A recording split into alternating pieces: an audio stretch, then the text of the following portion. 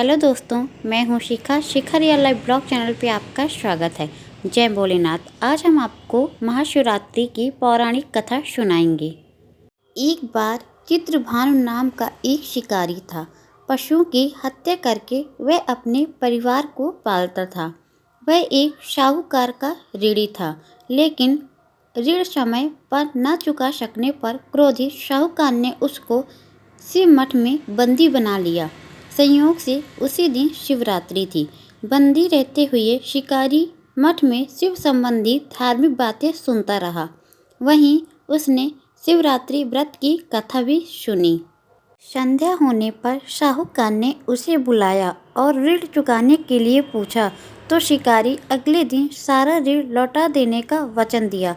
साहूकार ने उसकी बात मान ली और उसे छोड़ दिया। शिकारी जंगल में शिकार के लिए निकला, लेकिन दिन भर बंदीगृह में रहने के कारण भूख प्यास से व्याकुल था।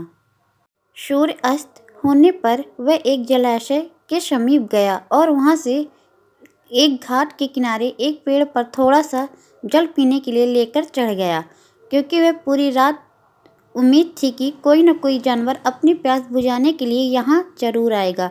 वह पेड़ बेलपत्र का था और उसी पेड़ के नीचे शिवलिंग भी था, जो सूखे पत्तों से ढका हुआ था। शिकारी को उसका पता न चल सका। भूख और प्यास से थका वो उसी मचान पर बैठ गया। मचान बनाते समय उसने जो टहनियाँ तोड़ी वे संयोग से शिवलिंग पर गिरी। इस प्रकार दिन भर भूखे प्यासे शिकारी का व्रत भी हो गया और शिवलिंग पर बेलपत्र भी चढ़ गया। एक पहर रात्रि बीत जाने पर एक गर्भिणी मृगी तालाब पर पानी पीने पहुंची।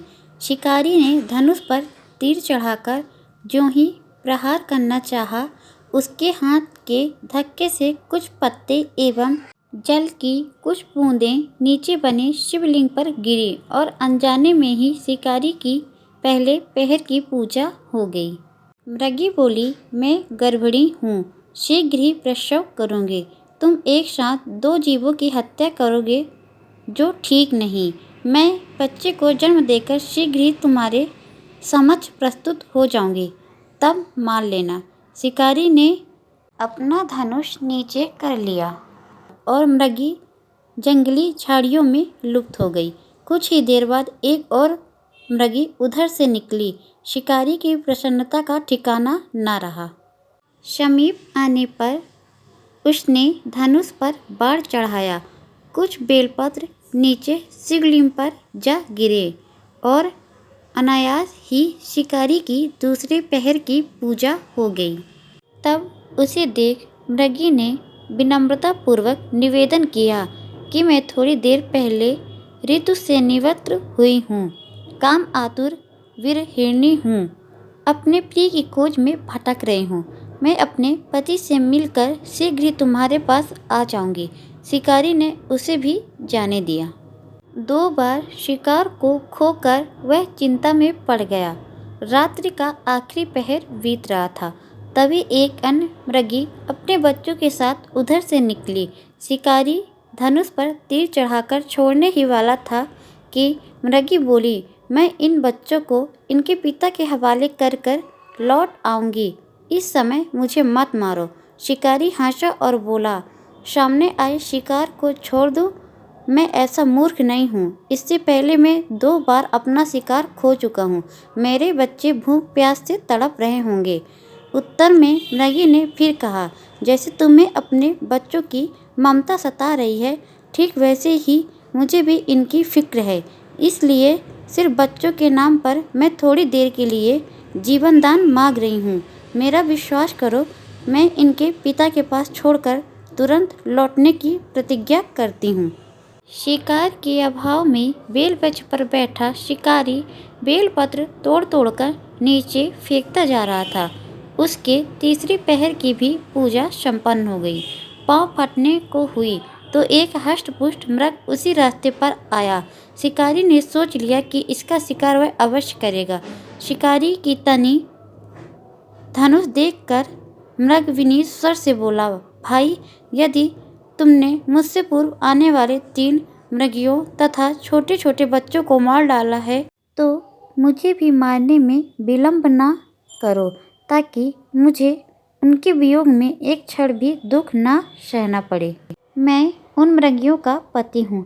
यदि तुमने उन्हें जीवन दान दिया है तो मुझे भी कुछ क्षण का जीवन दान देने की कृपा करो। मैं उनसे मिलकर तुम्हारे समक्ष उपस्थित हो जाऊंगा। मृग की बात सुनकर शिकारी ने सारी कथा मृग को सुना दी।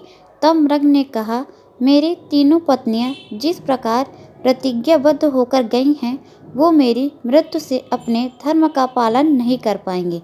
अतः जैसे तुमने उन्हें विश्वास पात्र मानकर छोड़ा है, वैसे ही मुझे भी जाने दो।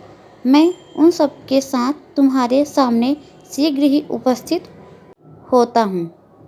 उपवास, रात्रि जागरण तथा शिवलिंग पर बेलपत्र चढ़ने से शिकारी का हिंसक हृदय निर्मल हो गया तथा उसमें भागवत शक्ति का वास हो गया। उसके हाथ से धनु तथा बाण छूट गया और उसने मृग को जाने दिया।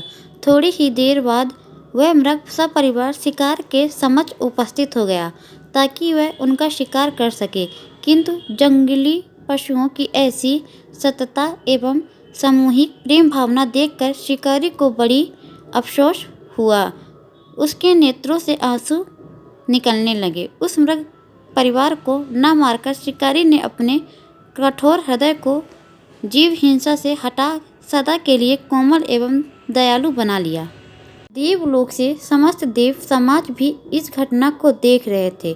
उसके ऐसा करने पर भगवान शंकर ने प्रसन्न होकर तत्काल उसे अपना दिव्य स्वरूप दर्शन कराया तथा उसे सुख समृद्धि का वरदान देकर गुह नाम प्रदान किया। यह वही गुह था जिसके साथ भगवान श्री राम ने मित्रता की थी। इस प्रकार महाशिवरात्रि पूजन पौराणिक व्रत कथा समाप्त हुई। जय भोलेनाथ। अगर आपको मेरी ये वीडियो अच्छी लगी हो तो प्लीज़ वीडियो को लाइक कीजिएगा, चैनल को सब्सक्राइब कीजिएगा और वीडियो को शेयर कीजिएगा। मिलते हैं नेक्स्ट वीडियो पे और बेल आइकन भी प्रेस कर लीजिएगा ताकि सारी जानकारी आपको मिलती रहे।